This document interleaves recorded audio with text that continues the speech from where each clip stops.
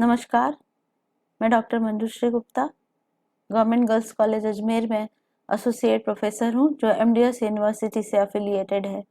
इस कोरोना काल में हम लोग यूट्यूब के वीडियोस के माध्यम से ही आपस में संपर्क में रह पा रहे हैं।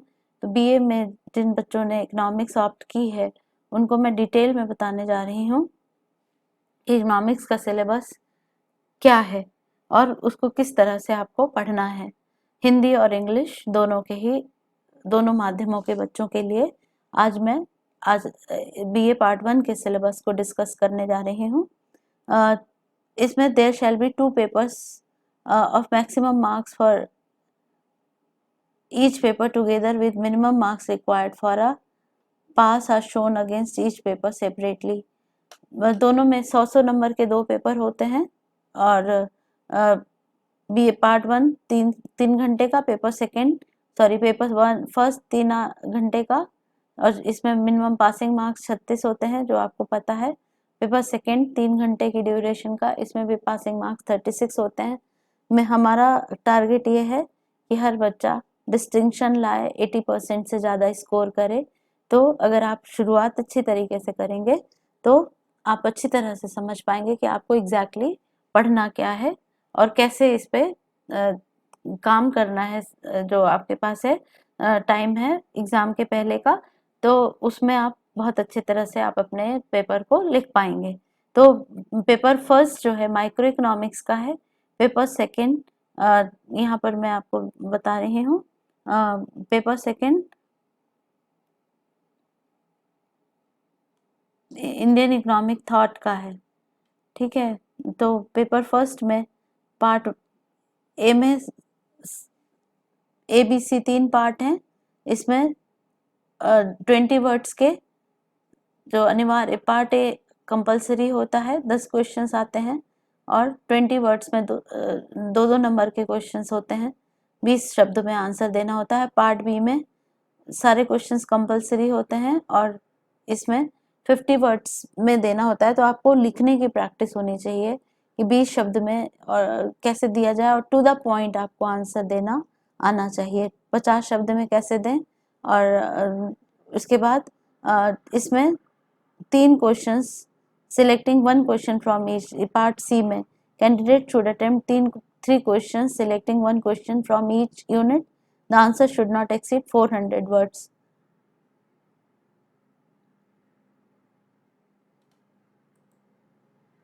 ऑल क्वेश्चंस कैरी, तो ये 100 मार्क्स के जो है 2020 के दो पार्ट्स और 60 मार्क्स का जो 20 मार्क्स का ईच क्वेश्चन जो 400 वर्ड्स में देना है। तो टोटल मार्क्स 100 के होते हैं। यूनिट 1 में introduction, nature and scope of economics, methodology in economics, choice as an economic problem, basic postulates, role of price mechanism, demand and supply, basic framework applications, market equilibrium। इन सबके जो है मैं videos बना चुकी हूँ, उस पर चर्चा कर चुकी हूँ। कंज्यूमर बिहेवियर में utility, cardinal and ordinal approaches, गणनावाची और क्रमवाचक उपयोगिता, इंडिफरेंस कर्व जिसको हम अनधिमान वक्र, तटस्थता वक्र या उदासीनता वक्र भी कहते हैं, कंज्यूमर्स इक्विलिब्रियम, हिक्स एंड स्लट्स की, उपभोक्ता का संतुलन, गिफिन गुड्स या गिफिन वस्तुएं, मांग के लिए हिंदी में अलग से दिया हुआ है, मैं अभी इंग्लिश में पढ़ देती हूँ। Elasticity of demand, price, income and cross, consumer surplus and angel curve, theory of production and costs, production decisions, production functions, isoquant, factor substitution, law of variable proportions, returns to scale, economic of scale। Unit second में अब इन सारे unit first second third दे रखी हैं और question paper में part ABC आता है जिसमें सारी यूनिट से क्वेश्चन पूछे जाते हैं। तो यूनिट सेकंड में different concepts of cost and their interrelation, ये इसके ऊपर भी मैं वीडियो बना चुकी हूँ। इक्विलिब्रियम ऑफ द फर्म ये भी बता चुकी हूँ। एक्सपेंशन पाथ, मार्केट स्ट्रक्चर, ये market forms, perfect imperfect market, इसके बारे में मैंने डिटेल से चर्चा की है, अपने चैनल पे आपको मिल जाएगा। Price and output determination in perfect competition, monopoly, monopolistic competition, duopoly and oligopoly. ये सारे इन सब के वीडियोस आपको मिलेंगे। उसके बाद आपका जो पॉल एम स्वीजी का मॉडल, इसमें ये किंग डिमांड थ्योरी होती है ओलिगोपोली में, पीएम स्वीजी का। Price discrimination under monopoly, measure of monopoly power, regulation of monopoly. Factor pricing में फिर आ जाते हैं, जो डिस्ट्रीब्यूशन की बात हम करते हैं वो आ जाता है। Marginal productivity theory of distribution, modern theory of factor price determination, theories of wage determination, wages and collective bargaining, wage differentials. Unit third में rent, scarcity rent, differential rent, quasi rent या अर्ध लगान इसको हिंदी में कहते हैं, interest, classical and Keynesian theory. Profit में innovation, risk and uncertainty theories. फिर इन्वेस्टमेंट एनालिसिस में rent, interest and profit, payback period, average annual rate of return, net present value, internal rate of return criteria, price changes, risk and uncertainty, elements of social cost benefit analysis. फिर उसके बाद welfare economics या कल्याणकारी अर्थशास्त्र की बात आती है। Problem in measuring welfare, classical welfare economics, Pareto's criteria, production consumption and distribution, concept of social welfare function, ये बर्गसन सैमुएल्सन का है। Compensation principles, Kaldor and Hicks. यहाँ बेसिक रीडिंग लिस्ट काफी अधिक दी रखी है, लेकिन इसमें जो है आपके advanced economic theory HL. Ahuja की, वो काफ़ी अच्छी किताब है।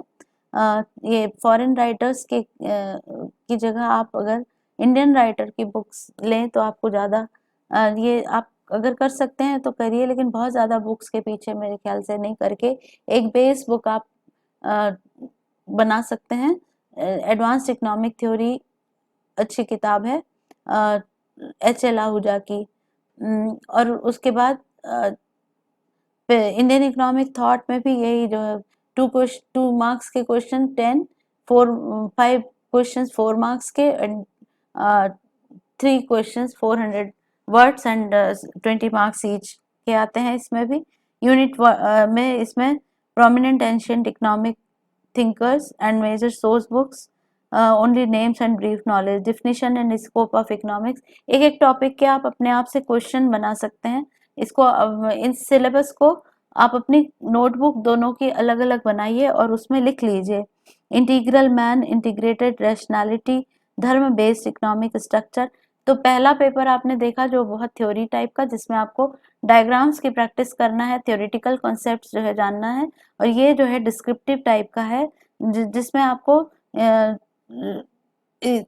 ये फैक्ट्स पता होने चाहिए कि आप किसके बारे इनके बारे में क्या लिख रहे हैं। इंटीग्रल मैन है तो इस कॉन्सेप्ट को आपको जानना जरूरी है। इंटीग्रेटेड रैशनैलिटी या एकीकृत विवेकशीलता, धर्म बेस्ड इकोनॉमिक स्ट्रक्चर एंड 4 पुरुषार्थ, human wants, nature, origin and kinds, the concept of restrained consumption and co-consumption, meaning and importance of wealth and code of conduct for earning and spending, economic ideas of Manu, Shukra and Kautilya, unit second में आ जा रहा है। in the field of consumption, production, exchange, distribution and public finance, उपभोग, उत्पादन, विनिमय, वितरण और राजस्व के संदर्भ में मनु, शुक्र और कौटिल्य के क्या विचार थे। Economic thought of Swami Dayanand Saraswati, Dadabhai Naoroji, Mahadev Govind Ranade, Gopal Krishna Gokhale, R C. Dutt. Unit third, economic ideas of M N. Roy, M K. Gandhi, Vinoba Bhave, major economic thoughts of doctor B R. Ambedkar का संयंत्र की भूमिका आ जाएगी। कीमत संयंत्र की भूमिका, रोल ऑफ कीमत प्राइस मैकेनिज्म, मांग और पूर्ति, मूलभूत ढांचा, प्रयोग, फिर बाजार संतुलन, उपभोक्ता का व्यवहार, उपयोगिता, मात्रात्मक और गुणात्मक दृष्टिकोण, उदासीनता वक्र, उपभोक्ता का संतुलन, हिक्स और स्लट्स की। तो गिफिन वस्तुएं, मांग की लोच, एक एक टुकड़े टुकड़े में आप तोड़ तोड़ के पढ़ेंगे। 50 शब्द का जैसे आपने गिफिन गुड्स पे एक वीडियो बना लिया, नोट्स बना लिया। मांग की लोच पे मैं पूरा पहले ही इसका वीडियो बना चुकी हूँ। कीमत, आय और तिरछी, उपभोक्ता की बचत, एंजल वक्र, सबके ऊपर आप 50-50 वर्ड्स के नोट्स आप बना लीजिए। ये तो आपको एक बेसिक कॉन्सेप्ट आपका तैयार रहेगा। और नोट्स बनाए बिना पढ़ेंगे तो आपको दिक्कत होगी, फिर पासबुक्स के पीछे भागेंगे आप। पासबुक्स आपको कोई हेल्प नहीं करने वाली, क्योंकि कई बार डायग्राम्स भी गलत दिए हुए होते हैं। उत्पादन और लागत का सिद्धांत, उत्पादन निर्णय, उत्पादन फलन, समुत्पत्ति वक्र, साधन प्रतिस्थापन, परिवर्तनशील अनुपातों का नियम, इसमें पैमाने के प्रतिफल, पैमाने की मितव्ययिताएं, ये यूनिट 1 में है। इकाई 2 में लागत की विभिन्न अवधारणाएं और परस्पर संबंध, इन सब के ऊपर कई एक पे जो है मैं वीडियोस बहुत सारे आपको मेरे चैनल पे मिल जाएंगे। बाजार संतुलन, बाजार का रूप, ये पूर्ण अपूर्ण प्रतियोगिता, एकाधिकारी विभेद, एकाधिकारात्मक शक्ति, एकाधिकारात्मक प्रतियोगिता, द्विधिकार, ये एमए में भी जो माइक्रो इकोनॉमिक्स पढ़ने वाले जो स्टूडेंट्स हैं उनमें उनको भी ये बेसिक जो कॉन्सेप्ट हैं, ये सारे माइक्रो इकोनॉमिक्स सारे इकोनॉमिक्स का बेस होती है। तो ये सारे टूल्स आप अगर शुरू में ही बहुत अच्छे से नोट्स बना के तैयार कर लें तो आगे की कक्षाओं में भी आपके जो है ये काम आएंगे। और आगे कॉम्पिटिटिव एग्जाम आप देते हैं, नेट जेआरएफ की परीक्षा देते हैं, या फिर आगे आईएएस आरएएस वगैरह परीक्षा, तो यही सारे कॉन्सेप्ट्स उसमें भी पूछे जाते हैं। तो ये जो है बहुत ध्यान से आप एक एक कॉन्सेप्ट को करते हुए उसके हार्डली ज्यादा से ज्यादा आपको एक कॉन्सेप्ट पे 400 शब्द के नोट बनाने होंगे। तो ये हर एक का 50-50 शब्द में खाली क्या है, द्विधिकार जैसे क्या है, अल्पाधिकार क्या है, ये सबके बारे में मैं आपको वीडियोस अगर आप ध्यान से देखेंगे तो सबके विषय में मैं आपको पहले भी बता चुकी हूँ। एकाधिकार में कीमत विभेद, एकाधिकारी शक्ति का माप, एकाधिकारी नियंत्रण, ये सारी चीजें मैं बता चुकी हूँ। साधन कीमतें, वितरण का सीमांत उत्पादकता का सिद्धांत, साधन कीमत निर्धारण का आधुनिक सिद्धांत, मजदूरी निर्धारण के सिद्धांत, मजदूरी और सामूहिक सौदेबाजी, मजदूरी विभेद। तो अपने कॉपी बनाइए, पूरा सिलेबस लिखिए ये, और उसमें एक एक टॉपिक को हार्डली हाफ एन आवर में आप जो पढ़ के अपने पहले बुक पे पढ़ लीजिए कि क्या है, उसको अंडरलाइन, कई बार बहुत ज्यादा चीज लिखने की जरूरत नहीं होती है, किताब में ज्यादा दिया हुआ होता है, तो उसको अंडरलाइन कर लीजिए कि कितना आपको अपने नोट्स में लेना है। नोट्स बनाते हुए चलिए, ये आपके आगे भी ये नोट्स बहुत काम आएंगे। और बहुत सारी बुक्स के पीछे मत भागिए। उच्चतर आर्थिक सिद्धांत जो किताब है एक HL आहूजा की, उसमें डायग्राम्स बहुत अच्छे दिए हुए हैं। और उसके साथ जो बेस के लिए आप लक्ष्मी नारायण नाथुराम का ML झिंगन या BL ओझा की किताब ले सकते हैं। तो जो आप ये देख लीजिए कौन सी किताब आपको सूट करती है। तो इसमें फिर मजदूरी और इकाई 3 में लगान, दुर्लभता लगान, विभेदित लगान या ये आभास लगान या कॉसी रेंट, ब्याज, कीन्स और क्लासिकल सिद्धांत, ये जो है लाभ में अभिनव परिवर्तन या इसको नव प्रवर्तन भी कहते हैं, जोखिम और अनिश्चितता के सिद्धांत, विनियोग विश्लेषण, लगान, ब्याज और लाभ, पे बैक, वार्षिक औसत प्रतिफल की दर। अब इसके बारे में अगर आपने 50 शब्द में नोट बना लिया कि पे बैक क्या होता है, वार्षिक औसत प्रतिफल की दर, विशुद्ध वर्तमान, इसी पे नोट्स आते हैं ऐसे शॉर्ट नोट्स। आंतरिक प्रतिफल की दर का सिद्धांत क्या है, इस पे एक शॉर्ट आपके पास नोट आपकी कॉपी में तैयार रहेगा। जब क्लासेस रेगुलर हो जाएंगी तो मैं चेक करना चाहूंगी कि आपने क्या लिखा है और डायग्राम्स किस तरह से बनाए हैं, क्योंकि इसमें अक्सर जो है बहुत माइन्यूट किताब में देखिए किस तरह से डायग्राम बने हैं, किस तरह के माइक्रो इकोनॉमिक्स, मैं फिर कह रही हूँ अर्थशास्त्र पढ़ने वाले स्टूडेंट्स को माइक्रो इकोनॉमिक्स पे बहुत अच्छा कमांड होना चाहिए, तभी ये आगे के और दूसरे पेपर्स के जो इन्हीं टूल्स का यूज दूसरे पेपर्स में भी होता है। कल्याणकारी अर्थशास्त्र, कल्याण को मापने की समस्याएं, पेरेटो सिद्धांत, सामाजिक कल्याण फलन का सिद्धांत, क्षतिपूरक सिद्धांत, कॉल्डर और हिक्स, ये सब चीजें पढ़नी है। द्वितीय में भारतीय आर्थिक चिंतन है, भारतीय का आर्थिक ये चिंतन में वही जो इसमें भी स्कीम वही है।